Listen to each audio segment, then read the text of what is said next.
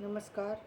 MHD 6 के अंतर्गत आज हम समकालीन कविता का शिल्प पक्ष इस पर चर्चा करेंगे। समकालीन कविता परंपरागत शिल्प से छुटकारा पाने का प्रयास मात्र नहीं है, वह पूरा संघर्ष है।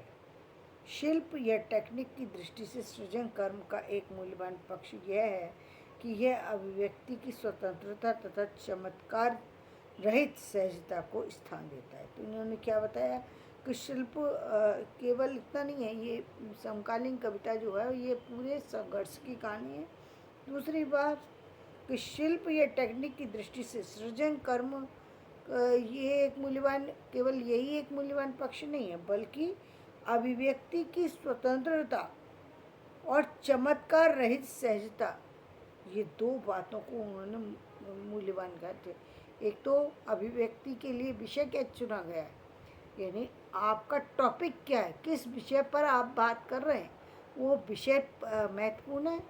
दूसरे उसकी अनुभूति की सहजता, यानी उसमें एक सहजता लाना, किसी भी सामान्य व्यक्ति के विचारों को अनुभव कर पाना, उसकी पीड़ा को अनुभव कर पाना, उसके दुख को अनुभव कर पाना, ये एक विषय था।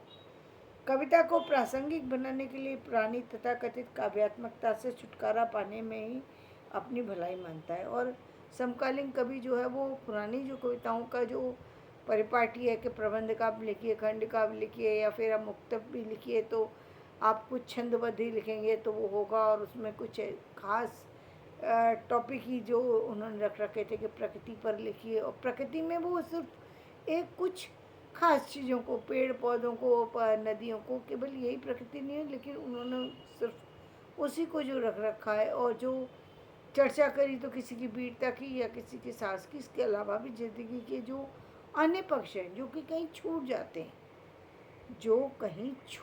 हैं, जैसे गोदान का, मैं कहती हूँ गोदान का, बार बार मुझे इसलिए ध्यान आता है कि गोदान का जो उनकी उसकी पत्नी जो धनिया है, वो जब अपने बेटे के पत्नी का जो पक्ष रखती है, वो पक्ष रखना एक ऐसी समाज की एक ऐसी स्थिति को बयान करता है कि जिस पर वो उस स्थिति को ध्यान दिला देता है लेखक, जो स्थिति समाज की असहनीय पीड़ा देने वाली है। यानी वो महिला, पहली बात तो वो महिला जो बचपन में ही विधवा हो गई, मतलब बालकाल में ही शादी हो जाती थी, 12-13 साल की उम्र भी ज़्यादा समझी जाती थी, तो बाल्य उससे भी कम उम्र में शादी हो जाती थी, और उसी उम्र में वो विधवा भी हो गई, और उस उम्र में उसका किसी गैर लड़के से संबंध हो जाना, उस गैर लड़के का भी जाति का ना होना, और फिर वो उसको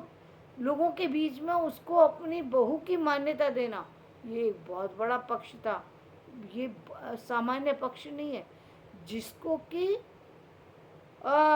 जो प्रेमचंद्र जी ने रख करके ये साबित कर दिया है कि वो एक बहुत मजे हुए लेखक थे, बहुत मजे हुए लेखक थे।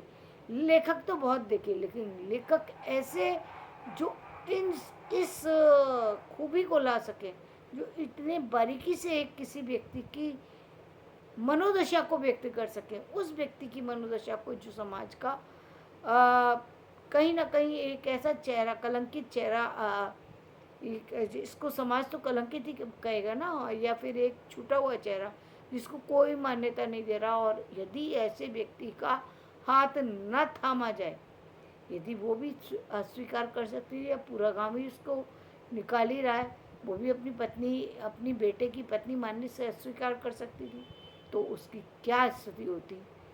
तो दोनों स्थितियों को एक साथ उजागर कर दिया उन्होंने, कि एक तो ये स्थिति कि उस स्थिति पर एक सामान्य सी महिला ने जो है वो अपना पक्ष मजबूती से रख दिया और कहा ये मेरी बेटे की पत्नी है, ऐसा कहकर उसने जहाँ नारी के गौरव को बढ़ाया, जहाँ एक ऐसी औरत को जगह दी जो किसी बचपने के कारण से, किसी युवा अनुभूति के कारण से, मानवीय अनुभूति है, प्रेम होना मानवीय अनुभूति, उसके कारण से वो एक प्रेम में पड़ जाती है।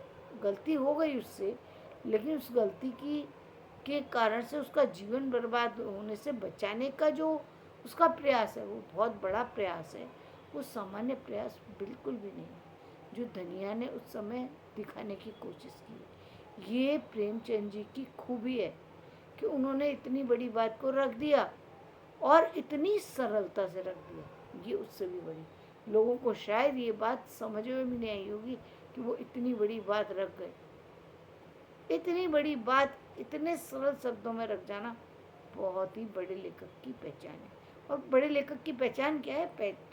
साबित हो गया ना। कहते हैं ना कि सूर्य को सूर्य कहने की जरूरत क्या है, सूर्य तो अपनी प्रकाश से साबित कर देता है सूर्य है। तो उन्होंने साबित कर दिया कि मैं लेखक हूँ, तो वो उनकी खूबी थी। तो उसी खूबी को लाने की कोशिश जो है समकालीन कविता में की गई कि सामान्य उन पक्षों पर भी दृष्टि डाली जो पक्ष कहीं ना कहीं छूटे हुए थे, जिन पर लोगों का ध्यान नहीं जाता। कविता को प्रासंगिक बनाने के लिए पुरानी तथाकथित काव्यात्मकता से छुटकारा पाने में ही अपनी भलाई मानता है। तो वो नहीं मानता कि ये इतना सारा आडंबर करने की ज़रूरत है, इतने अलंकार की ज़रूरत है, इतने छंदों की ज़रूरत है। ये सब चीज़ें बाद की चीज़ें, इसका महत्व है एक स्थिति तक, यानी पहले उस कविता में क्या बात कही जा रही है, उस बात का महत्व है। जैसे मेरी एक छोटी सी 2 लाइन है कि कपड़ों की आस, होठों में प्यास, फिर कैसे मैं पढ़ूं जीवन इतिहास, क्योंकि ये सब मुझे आता नहीं रास। कहाँ कैसे, मतलब ये एक ऐसी कल्पना है कि व्यक्ति बड़े बड़े इतिहास की बातें, पुराण की बातें, जीवन जीने की बातें, सारी बातें समझा रहा है। समझ में उस व्यक्ति को आएगी जो व्यक्ति चलना तो शुरू करे, जिसके पास खाने के लाले पड़े हुए हैं, जिसके पास जिंदगी ही नहीं है। अब एक उस व्यक्ति से आप बात कर रहे हैं जो जिसने कभी जीवन को समझा ही नहीं। जन्म हुआ तो सड़क पर था, जन्म से आगे बढ़ा तो सड़क पर है, उसे यही नहीं पता सही और गलत है क्या। कल मैंने एक ऐसा वीडियो देखा जहाँ पर वो किसी ऐसी घटना के बारे में चर्चा थी जिसको मैं देख के दंग रह गई कि मतलब उन्होंने कहा कि हमको ये पता ही नहीं था कि हम किसी गलत काम को कर रहे हैं। हम इतनी 13 साल की उम्र में ये एहसास ही नहीं था कि हम किसी गलत काम को करना करते ही चले जा रहे थे। तो ऐसा बहुत बार होता है कि जहाँ व्यक्ति को एहसास ही नहीं है कि वो गलती कर रहा है। आदमी गलती कर रहा है ये एहसास तो होना ज़रूरी है, तब तो वो रुकेगा। जब एहसास ही नहीं है फिर रुकने की तो बात ही ख़त्म हो जाती है। तो ये उन्हीं लोगों से जुड़ी हुई बातें हैं कि जहाँ पर रुकने की बात ही नहीं आती, या जहाँ समझने की बात ही नहीं आती है। तो उन चीज़ों को उठाया, वहाँ पर वो बातें महत्वपूर्ण है समाज के सामने लाना।